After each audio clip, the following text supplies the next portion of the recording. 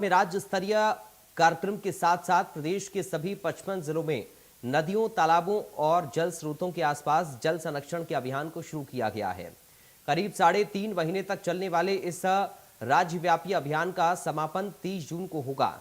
इस अभियान में कुल 18 विभाग एक साथ होकर काम करेंगे। अभियान के तीसरे चरण में सरकार ने जल संरक्षण और संचयन को लेकर और बड़े लक्ष्य तय किए हैं। करीब 2500 करोड़ रुपए की लागत से नए तालाब का निर्माण, पुराने तालाबों का पुनर्जीवन, कुएं बावड़ियों की मरम्मत, नहरों के निर्माण और सुधार, सूखी नदियों के पुनर्जीवन और भूजल रिचार्ज से जुड़े काम किए जाएंगे। इन तमाम प्रयासों का मकसद ज्यादा से ज्यादा बारिश का पानी संचय करना और स्थायी जल संसाधन का निर्माण करना है। अभियान के तहत प्रदेश भर में 10,000 से अधिक चेक डैम और स्टॉप डैम के सुचारू संधारण का लक्ष्य रखा गया है। इसके साथ ही छोटे बड़े बांधों के गेटों की मरम्मत और जल संरचनाओं को मजबूत करने के काम भी किए जाएंगे। जल गंगा संवर्धन अभियान के तीसरे चरण के शुभारंभ में ही मुख्यमंत्री डॉक्टर मोहन यादव ने अभियान को सांस्कृतिक विरासत से जोड़ा ताकि ज्यादा से ज्यादा जन भागीदारी जुटाई जा सके। मुख्यमंत्री ने गुड़ी पड़वा, चैत्र नवरात्रि और चेटी चंड की बधाई देते हुए कहा कि जल गंगा संवर्धन अभियान हमारे सनातन परंपरा का अभियान है। बहरहाल लक्ष्य सरकार ने बड़ा रखा है। ऐसे में देखने वाली बात होगी कि महत्वाकांक्षी लक्ष्य किस हद तक पूरे हो सकेंगे और विरासत से विकास वाली इस पहल को कितना समर्थन मिलता है। लेकिन विपक्ष का रसमन अपना एक अलग पक्ष है, इसी पर करेंगे आज बड़ी बहस। चलिए सबसे पहले आपको रिएक्शन सुनवाते हैं।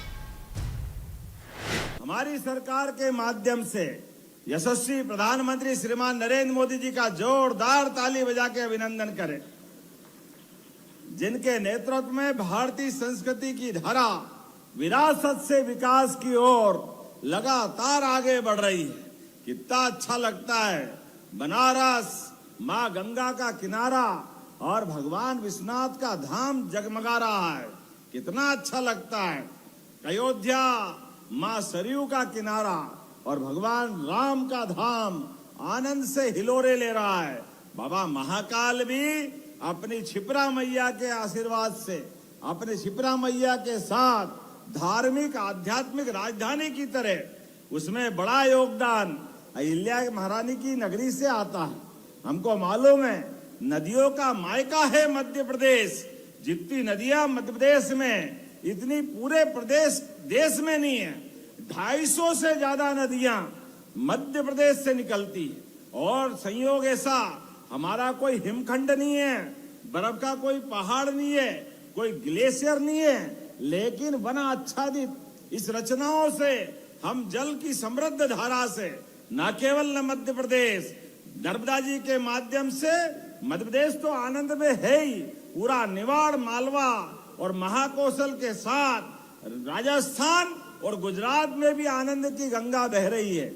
इसी के साथ जमुना जी के पहले चंबल के माध्यम से, इसी स्थान से, इंदौर से, जाना पाव की पहाड़ी से निकलने वाली चंबल और यहां से आगे बढ़कर गंभीर, क्षिप्रा सबको समाहित करते हुए चंबल खसकती हुई आगे चंबल के इलाके से निकल करके यमुना जी में जाती है और यमुना जी गंगा जी की धारा को समृद्ध करती है। हमारे लिए नदियां शरीर के नाते से अगर मानो तो मानव शरीर में जैसे रक्त वाहिनियां हमारे शरीर को जीवन देती है, ऐसी नदियां पृथ्वी माता की धमनियों की तरह काम करती है। ये उसी प्रकार से जीवन देती है जिसके आधार पर ये प्रकृति का, परमात्मा का ये आशीर्वाद, ये ब्रह्मांड में ईश्वर की सृष्टि अद्भुत रहती है।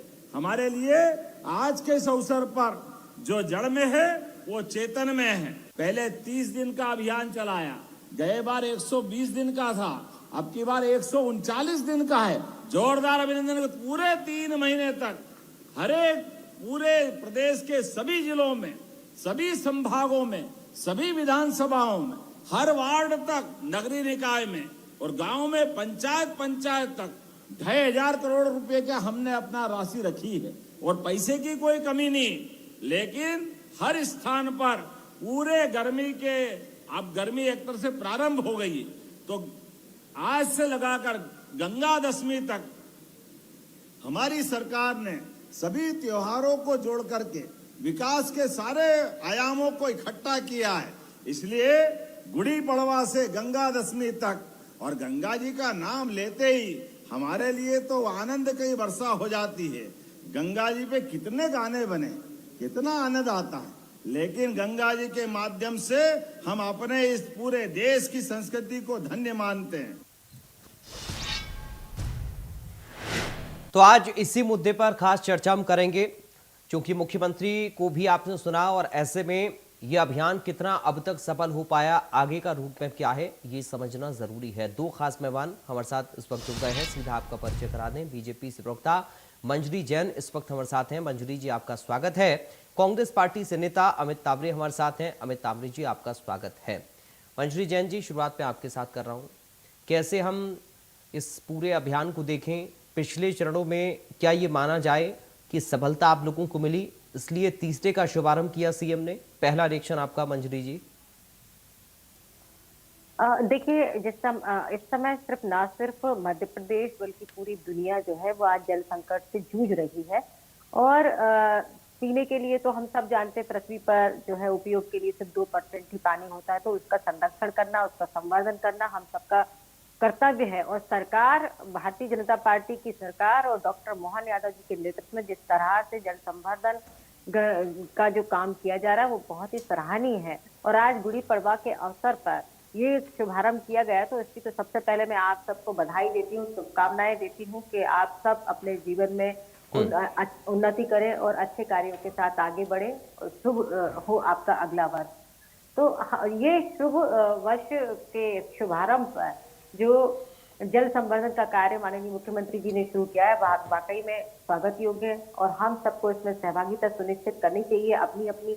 और जिस तरह से इसको जन आंदोलन बनाने के लिए माननीय मुख्यमंत्री जी ने कहा है कि इसमें जन भागीदारी सुनिश्चित की जाएगी, और इसका उद्देश्य भी यही है कि जो हमारे जल के स्रोत हैं उनको कैसे पुनर्जीवित किया जाए, तालाब बावड़ियों का गहरीकरण हो, वर्षा के जल को कैसे संचित किया जाए, इसके लिए लगातार जो है भारतीय जनता पार्टी की सरकार काम कर रही है। और इसके देखिए, ये तो तीसरा चरण है, अब इसका विस्तार किया जा रहा है। इसके पहले भी कई हजारों कुओं बावड़ियों पर काम हो चुका है। हमने खुद जा जाकर काम किया है, इसलिए मैं अच्छे तरीके से बता सकती हूँ कि इस पर बहुत अच्छे से काम किया जा रहा है और आगे इसके बहुत अच्छे परिणाम हमको देखने को मिलेंगे, चाहे वो नदी जोड़ो अभियान हो, चाहे वो जल जीवन मिशन हो, चाहे देखिए। और इससे एक सबसे बड़ी बात यह है कि जब से ये काम शुरू हुआ तो लगातार हमने देखा है कि सिंचाई का रकबा बढ़ता गया। पहले जहां 7-7.5 लाख हेक्टेयर भूमि सिंचित थी, आज 60 से 65 लाख हेक्टेयर भूमि सिंचित हो गई। माननीय मुख्यमंत्री जी ने लक्ष्य लिया है कि 1 लाख हेक्टेयर भूमि हम सिंचित करेंगे। तो लगातार इस तरीके से, जैसे कि नर्मदा के बेसिन में एक नहरों का जाल बिछाया गया, ओंकारेश्वर डैम बनाया गया, कई ऐसी परियोजनाएं, संजय सागर बांध बनाया गया। तो ऐसी कई परियोजनाएं हैं जिसमें हमने जल को संरक्षित किया है, कई नदियों को पुनर्जीवित किया है, कई कुएं बावड़ियों की सफाई की गई है और लगातार उस क्रम को आगे बढ़ाते जा रहे हैं। तो खेत तालाब योजना भी आई थी, हर खेत में तालाब की जो योजना आई थी, तो कई खेतों में तालाब जो है वो खोदे गए, तो हमने देखा कि उनका भू जल जो है वो ऊपर आया है, उसका स्तर बढ़ा है। जहाँ फ्लोराइड की मात्रा बहुत ज्यादा हो गई थी, 300-400 फीट पर, आज भी कई बोर होते हैं कई जगह, लेकिन कई जगह जल का जो स्तर है के अंदर वो बड़ा है। तो कहीं ये कहीं ना कहीं जो हमारी पहल थी, जो लगातार हम उस पर काम कर रहे हैं, उसके परिणाम है। तो जो हम कहते हैं उसको मिशन के रूप में लेते हैं, जो कहा है वो करके दिखाया है, तो इसलिए लगातार हम उसमें सफलता भी अर्जित करते हैं। और ये जो आज फिर शुरुआत हुई है तीसरे चरण की, तो निश्चित तौर पर इसके दूरगामी और अच्छे परिणाम हमारे सामने आएंगे। हम लोग जो है हमारी जो सोच होती है कि विकास, विरासत, ये सब तो सहज से चलते हैं, पर्यटन का भी विकास करते हैं, विरासत को भी सहजते हैं, हर तरीके से हर क्षेत्र में अपना काम कर रहे हैं। वहीं हम अपने पर्यावरण को संरक्षित करने का, वन्य जीव संरक्षित करने का, इस तरीके के जो मिशन लेकर काम करते हैं, उनमें निश्चित तौर पर सफलता मिलती आई है और आगे और सफलता मिलेगी। चलिए अमित तावरे जी, कैसे देख रहे हैं सर, जल संरक्षण को लेकर व्यवहारिक बदलाव आया है? देखिए, आज बड़ा शुभ दिन है और इंडिया न्यूज के तमाम दर्शकों को, मंजरी जी को, आपको सबको बहुत बहुत शुभकामनाएं। जी सर, आपको। और चूंकि आज इतना महत्वपूर्ण दिन है तो इसलिए सकारात्मक बात हम करते हैं कि मुख्यमंत्री जी ने जो कहा है, हम्म। यदि वो वास्तविकता में यदि 50% भी धरातल पर उतर जाए, मुझे लगता है कि बड़े लाभ में मध्य प्रदेश रहेगा। अब चूंकि घोषणा तो करी है उन्होंने, लेकिन पिछला जो सरकार का ट्रैक रिकॉर्ड रहा है, चाहे हम जल जीवन मिशन घोटाले की बात करें, जिसमें लगभग 30,000 करोड़ रुपए की परियोजनाओं में भ्रष्टाचार की शिकायत हुई थी, फर्जी टेंडर की बात करें, बिना काम के भुगतान की बात करें, ठेकेदारों का अनुचित लाभ की बात करें, लगभग 200 एजेंसियां जो हैं इसमें ब्लैक लिस्ट करने की सिफारिश की गई थी, लेकिन कोई कार्रवाई नहीं हुई। इसमें 141 अधिकारियों के खिलाफ भी बातें हुई थी। यदि हम डिंडोरी की अमृत सरोवर परियोजना के बारे में भी बात करें तो किस तरीके से तमाम भ्रष्टाचार के वहाँ पे प्रमाण आए थे सामने, लेकिन सरकार के द्वारा कोई कार्रवाई नहीं गई। परकोलेशन टैंक निर्माण घोटाले की यदि हम बात करें, डिंडोरी की, जल संरक्षण अभियान में शहडोल की हम बात करें, तो तमाम ऐसे जो सरकार के, जहाँ पर सरकार ने अपनी आंखों को बंद कर लिया, उसकी भी तो घोषणाएं हुई थी। ऐसा तो नहीं है कि उन योजनाओं की घोषणाएं ना हुई हैं, लेकिन आज वो किन बदहाल स्थितियों में है, ये आप हम सभी लोग जानते हैं। अब बात करने के लिए तो ये भी है कि भाई राष्ट्रीय जल पुरस्कार में एआई फोटो का मामला जो आया था, वो आपके हमारे सब लोगों के सामने है। तो आज बहुत अच्छा दिन है। हम तो सरकार को यही कहेंगे कि कहें कम, करें ज़्यादा। हम्म। क्योंकि मोहन यादव जी हैं और शिवराज जी के समय में तो तमाम से घोषणाएं होती आई थी। अब मोहन यादव जी हैं तो हम सकारात्मक उम्मीद तो करते हैं, लेकिन चूंकि सकारात्मक विपक्ष होने के नाते जो मामले मैंने आपको बताए हैं, उन मामलों को यदि संज्ञान लेंगे हम्म। तो आने वाले वक्त में मध्य प्रदेश में बेहतर स्थितियां बनेंगी। और जो बात आज कही है, हम उम्मीद करते हैं कि सरकार इस दिशा में पहल करेगी। ठीक है मंजरी जी, क्या वाकई में ये जन आंदोलन बन पाया है या सिर्फ सरकारी प्रोग्राम बनकर रह गया? क्योंकि जिस तरह के आरोप अमित जी लगा रहे हैं, वो तो फिर सवाल है इस पूरे अभियान को लेकर ही। देखो, कांग्रेस के पास खुद की उपलब्धियां बताने के लिए कुछ नहीं है। दशकों आप सरकार में रहे, 50 वर्षों तक आप सरकार में रहे, आपने जल संरचना के ऊपर, जल संवर्धन के लिए, कोई जल संचय के लिए कोई काम नहीं किया। आपके समय तो लोग 4-4, 5-5 किलोमीटर तक पानी के लिए संघर्ष करते थे। महिलाएं दिन रात पानी धोया करती थी। सिंचाई के लिए पानी था नहीं, दैनिक उपयोग के लिए पानी था नहीं। लेकिन जब से भारतीय जनता पार्टी की सरकार बनी और हमने कुछ ही सालों में बहुत बड़ा परिवर्तन लेकर आए, आज हर घर में नल की टोटी से पानी पहुंचाने का यदि संकल्प लिया था तो उसको पूरा किया। हम घोषणा नहीं करते, ये बार बार घोषणा शब्द का उपयोग कर रहे थे, तो हमने घोषणा कभी नहीं की, हमने संकल्प लिया और संकल्प को मिशन मोड पर लेकर काम किया।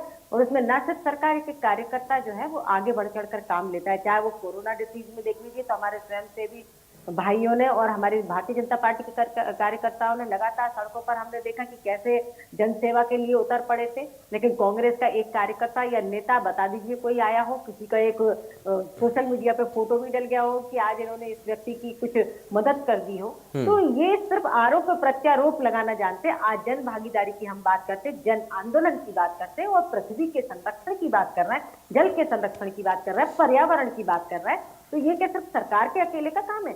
आपका काम नहीं है, मेरा काम नहीं है और तावड़े जी का काम नहीं है, तावड़े जी की सरकार, तावड़े जी के नेताओं का काम नहीं है, कांग्रेस के किसी कार्यकर्ता का काम नहीं है। मैं कहती हूँ अगर आपको ऐसा लगता है तो आप आइए ना, आप सड़क पर दिखिए ना। सिर्फ कमरे से आप डिबेट कर लेंगे, कमरे से बाइट दे देंगे, कमरे में बैठकर सोशल मीडिया पर एक पोस्ट कर देंगे तो उससे काम नहीं चलेगा। ये तो आपके नेता भी कह चुके कि सिर्फ भाषण से काम नहीं चलेगा, जमीन पर आकर काम करना पड़ेगा। तो ये जो कांग्रेस है वो जमीन पर और धरातल पर कभी आपको नहीं दिखेगी और इसलिए जनता ने इनके धरातल से उठाकर एक तरफ रख दिया है, जो आज क्षेत्रीय पार्टी के रूप में भी नहीं बचे। कारण यही रहा कि सिर्फ आरोप प्रत्यारोप, झूठ, भ्रम, अफवाह। अभी भी हम देख रहे हैं दुनिया के इस मुहाने पे खड़ी है और आज भी आप देश के अंदर अफवाह फैलाते हैं, झूठ फैलाते हैं, आपके नेता झूठ बोलते हैं। राहुल गांधी से झूठ बोलना प्रारंभ होता है और जिसको इनके कार्यकर्ता आगे बढ़ाते हैं और जोर जोर से बोलते हैं और पूरे दुनिया के अंदर इनकी जग हसाई हो रही है। हर कोई, सारा मीडिया हाउस इनकी जग हसाई कर रहा है, आम आदमी इनकी जग हसाई कर रहा है कि कितना झूठ बोलते हैं। तो ये इनका काम है, ये अपना काम करेंगे, लेकिन हमारा काम है जनसेवा, पर्यावरण को बचाना, विकास करना और लगातार हर वर्ग के उत्थान का काम करना, अंत्योदय पे काम करना। हम लगातार करते हैं और करते रहेंगे। क्योंकि धरातल पर दिखता है तो उसका ठीक है। प्रमाण कांग्रेस नहीं देगी, मीडिया नहीं देगा, मैं नहीं दूंगी, उसका प्रमाण जनता देगी। क्योंकि लोकतंत्र के मंदिर में तो भगवान ही जनता होती है, तो जनता हमको बार बार उसका प्रमाण दे रही है। कांग्रेस को भी उसका प्रमाण मिल रहा है कि आपने क्या किया था, क्या बोला था, वो आप काट रहे हैं। तो जो देश की सबसे बड़ी और पुरानी पार्टी थी, आज वो हाशिए पर रखी हो। क्या कारण क्या रहा कि आज विपक्ष में रहकर भी आप जिस तरह से राजनीति कर रहे हैं, वो जनता देख रही है, आप एक्सपोज हो रहे हैं। ठीक है, कितना झूठ बोलते हैं। ठीक है वंशरी जी, देते हैं। ठीक है। अमित तावरे जी, देखिए सवाल वही बीजेपी का है कि जब आप लोग किसी भी अभियान या योजना को लेकर विरोध करते हैं तो फिर उनका सवाल होता है कि आपके पास वैकल्पिक व्यवस्था आखिर क्या है। अपने वक्त में क्या किया, इस तरह के अभियान को लेकर आप लोगों ने क्या रणनीति अपनाई, ये सवाल है। देखिए, बहुत अच्छा सवाल है कि कांग्रेस ने इन सब विषयों पर क्या क्या किया। नर्मदा घाटी विकास परियोजना की यदि हम बात करें तो किसके समय में आई? राजीव गांधी जल ग्रहण मिशन किसके समय में आया? हजारों तालाब कुएं किसके समय पुनर्जीवित हुए? स्टॉप डैम का निर्माण, चेक डैम निर्माण, खेत तालाब योजनाएं बनी। मैं आपके बीच में नहीं बोला, शांत रहिए, आप शांत रहिए, ये बीजेपी कार्यालय है, आप शांत तो रहिए। बोलिए बोलिए, बस इतना ही काफी है, ज्यादा मत बोलिए आप भी। दूसरी बात ये है कि चैनल पर बैठकर ये बता रहे हैं कि लोग की कांग्रेस के ऊपर हंस रही है। अरे शर्म और हंसी तो प्रधानमंत्री नरेंद्र मोदी जी के ऊपर आ रही है। वो डोनाल्ड ट्रंप 7 समंदर पार बैठकर बोलता है कि मैं जब चाहूं जब नरेंद्र मोदी का राजनीतिक कैरियर तबाह कर सकता हूं, लेकिन इनके मुंह से एक शब्द नहीं निकलता। लगभग 100 बार उन्होंने बोला कि हमने इंडिया पाकिस्तान का युद्ध विराम कराया, इनके मुंह से कुछ नहीं निकला। लगातार बेइज्जती कराने वाले प्रधानमंत्री में इनका नाम शुमार हो गया। उसके बाद भी आज जो है ये लोग बात करते हैं कि राहुल जी की बात ऐसी है, राहुल जी की बात वैसी है। तो मुझे लगता है कि इनको अपने गिरबान में झांकना चाहिए। दूसरी बात, कांग्रेस पार्टी को हाशिए की, अरे हमको 60-70 साल लोगों का प्यार मिला है, आप लोगों के तो 10 साल 12 साल में ही इस तरीके के कारनामे सामने आने लगे हैं कि आपकी क्या स्थिति है। आपकी बात 400 पार वाले 240 पर आकर रुक गए। तो ये परिस्थितियां जो हैं, हम फिर कहेंगे कि आप तो, मैंने जिन जिन योजनाओं का नाम बताया, कांग्रेस की जितनी योजनाएं थी, मंजरी जी को चैलेंज देता हूं, बताइए उसमें भ्रष्टाचार की कोई एक। ठीक है अमित जी, लेकिन सर सवाल यहाँ पर फिर ये भी है ना सर, आप लोग बार बार ये कहते हैं कि हमने बेहतर योजनाएं चलाई, लेकिन मंजरी जी ने जो बात कही वो तो फिर यहाँ पर सटीक बैठती है कि आप लोग को मौका आखिर क्यों नहीं मिल पाया, इसके पीछे के कारण क्या रहे, इस पर भी आपको मंथन करना चाहिए। दूसरा ये इसमें पॉइंट है कि कोई भी विदेश में बैठा व्यक्ति नरेंद्र मोदी को हटाने की बात करता है और आप लोग सुनते हैं सर अपने देश के प्रधानमंत्री के लिए कांग्रेस पार्टी करियर खत्म नहीं कर पा रही है नरेंद्र मोदी का, तो ट्रंप वहां पर अमेरिका में बैठकर कैसे कर पाएगा सर? और सवाल यह भी है सर कि आप लोग क्यों ट्रंप की बात पर यकीन करते हैं, जबकि खुद प्रधानमंत्री ने भी इस बात को कहा कि किसी तीसरे देश का कोई हस्तक्षेप नहीं था भारत और पाकिस्तान के बीच में। बार बार सरकार के मंत्री भी कहते रहे, लेकिन क्यों सर ट्रंप की बात को इतना तवज्जो कांग्रेस पार्टी देती है? एक मिनट मंजरी जी, क्यों आखिर अमित जी ट्रंप की बात को इतना तवज्जो आप लोग देते हैं कि अपने देश के प्रधानमंत्री की आलोचना भी आप लोग सहन कर लेते हैं? अब मैं आपको जवाब दूं। मुझे ये बताइए, अब की बार ट्रंप सरकार करने कौन गया था अमेरिका? किसने तो देश के लोगों के? सर मुझे एक बात बताइए अमित तावरे जी, एक मिनट सर, एक मिनट रुक जाइए सर, बात देश की है। एक मिनट सर अमित तावरे जी, मैं चर्चा कर रहा था जल संवर्धन। एक मिनट सर, आप अमित जी ऐसा नहीं होगा ना, ऐसे नहीं होगा सर। बात जब देश की आएगी तो मैं टोकूंगा अमित जी, जब बात देश की आएगी तो मैं टोकूंगा। मैं जल गंगा संवर्धन पर चर्चा कर रहा था, आप ट्रंप को बीच में लेकर आए। लेकिन सवाल यह है कि यूपीए सरकार में कौन से प्रधानमंत्री ने ट्रंप को गालियां दी, बताइए मुझे आप, या कौन से देश के प्रधानमंत्री को आपने कान पकड़कर घसीट कर आप इंडिया में लेकर आए?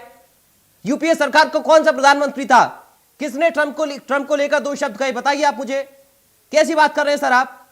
अपने देश के प्रधानमंत्री की इज्जत नहीं करना जानते हैं तो देश की इज्जत तो करिए कम से कम। सड़क पर भी बोल रहे हैं। अरे यूपीए सरकार का कौन सा प्रधानमंत्री रहा, मुझे नाम बताइए आप उसका, कि ट्रंप को उसने 4 गालियां दी हो। आप मुझे यूपीए सरकार के ऐसे प्रधानमंत्री का नाम बता दीजिए कि ट्रंप को 4 गालियां दी हो। या तो आप इस सवाल का जवाब दे दीजिए। अमित या तावरे मुझसे जी, आप बात जवाब देश दे की दीजिए। आएगी तो मैं बोलूंगा, यदि आप बीच वरना में अपने बोलोगे देश तो की कैसे इज्जत काम करना चलेगा? सीखिए, देश के प्रधानमंत्री की इज्जत आप करना कितना सीखिए। भी- पार्टी आप लाइन से कितना भी ऊपर चिल्ला उठकर लो, बात करिए, जनता कभी ये बात जानती कभी है कभी कि पार्टी आपकी लाइन से ऊपर मजबूरियां हो उठकर भी बात सकती है करनी जनता चाहिए जब चलाने बात की। देश की हो। लेकिन और आप बात ये जल है संवर्धन पर कि चर्चा जो करना चाहते हैं तो लगातार करिए, बेइज्जती मैं करवा रहे विदेशी हैं चर्चा नहीं कर रहा हूं।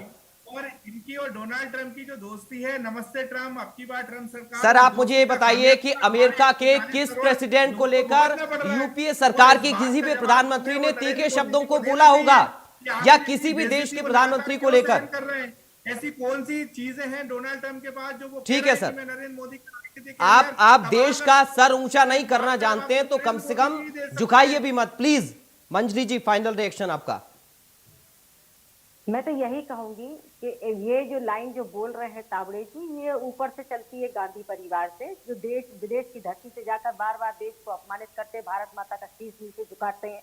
ये वही उन्हीं नेता के द्वारा कहे हुए शब्द होते हैं जो यहाँ आकर ये बोलते हैं। इनको वही प्रशिक्षण में सिखाया जाता है, इनके प्रशिक्षण में। जो आज देखिए, आप मोदी से आपको इतनी ईर्ष्या है कि आप देश को, भारत माता को भी नीचे दिखाने में कसर नहीं छोड़ते हैं। आज यदि ट्रंप का प्रचार करने मोदी जी जा रहे हैं तो इसमें मोदी जी की, आपकी देश की और मोदी जी की साख मजबूत हो रही है। मोदी जी इतने लोकप्रिय नेता है कि ट्रंप को उनको खुद का प्रचार करने बुलाना पड़ता है। तो ये तो आपको गर्व से कहना चाहिए था।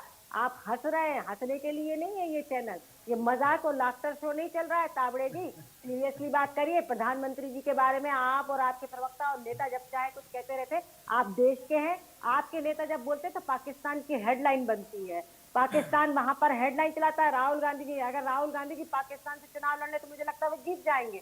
आप लोग इस तरीके की बातें करते हैं पाकिस्तान की। ठीक है, ठीक है, सिंदूर हुआ, ठीक है। तब भी मंजरी आपने जी, उस पर क्वेश्चन मंजरी उठाए, जी, जब मंजरी जी, बारिश मंजरी आई थी, जी, तब भी आपने उस पर मंजरी जी, सवाल उठाए, ठीक है, लगातार जी।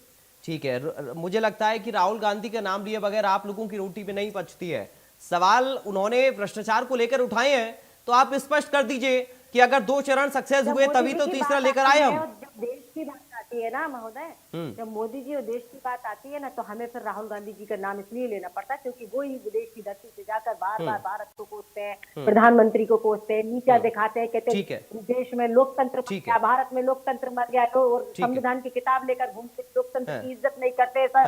लोकतांत्रिक संस्थाओं की इज्जत नहीं करते हैं, संविधान की सिर्फ किताब रखने से कुछ नहीं ठीक होता। है। महोदय, उनसे करिए, ठीक है अमित जी, एक फाइनल रिएक्शन बहुत जल्दी से। ठीक है सर, अमित तावरे जी। सबसे पहली बात तो ये है कि नरेंद्र मोदी का मतलब भारत नहीं है, यहाँ के 140 करोड़ लोग। भाई आपको सर, समझना विदेश पड़ेगा, में नरेंद्र मोदी का मतलब ही भारत है। एक मिनट रुक जाइए, आप रुक जाइए सर, एक मिनट रुक जाइए, एक मिनट रुक जाइए सर। आप किसी और देश में जाएंगे, वहां पर नरेंद्र मोदी का मतलब भी भारत होगा। अपने देश में भले ही आप ना माने। पूरे देश की ये नरेंद्र मोदी और भारतीय जनता पार्टी के कारण इस देश के नरेंद्र लोग मोदी जी भुगतना पड़ रहा है। सिर्फ और यदि डोनाल्ड ट्रंप ने इतने चुनाव में बुलाया था तो बोलिए ठीक है, नरेंद्र मोदी जी से। ठीक है, एक मिनट रुकिए। मंजरी जी, अमित जी, आप दोनों रुक जाइए सर, रुक जाइए सर, दोनों रुक जाइए, दोनों रुक जाइए प्लीज। नहीं, दोनों रुकिए, दोनों रुकिए, दोनों रुकिए सर, दोनों रुकिए। 1 minute Manjari ji, Manjari ji 1 minute, Amit ji 1 minute sir. Indira is India हो सकता है, इंडिया इज इंदिरा हो सकता है, लेकिन जब विदेश में नरेंद्र मोदी की बेइज्जती करने की बारी आई तब आप कहते हैं कि नरेंद्र मोदी भारत नहीं है। वाह सर वाह, ताली बजानी चाहिए आपको, वाह। इंदिरा इज इंडिया हो सकता है, लेकिन जब विदेश में नरेंद्र मोदी की बात आए तो नरेंद्र मोदी भारत नहीं है। गजब करते हैं सर आप, बहुत शुक्रिया। समय मुझे इतनी इजाजत दे रहा, बहुत धन्यवाद मंजरी जी आपका, बहुत धन्यवाद अमित तावरे जी आपका। सवाल जल संवर्धन को लेकर है कि आखिर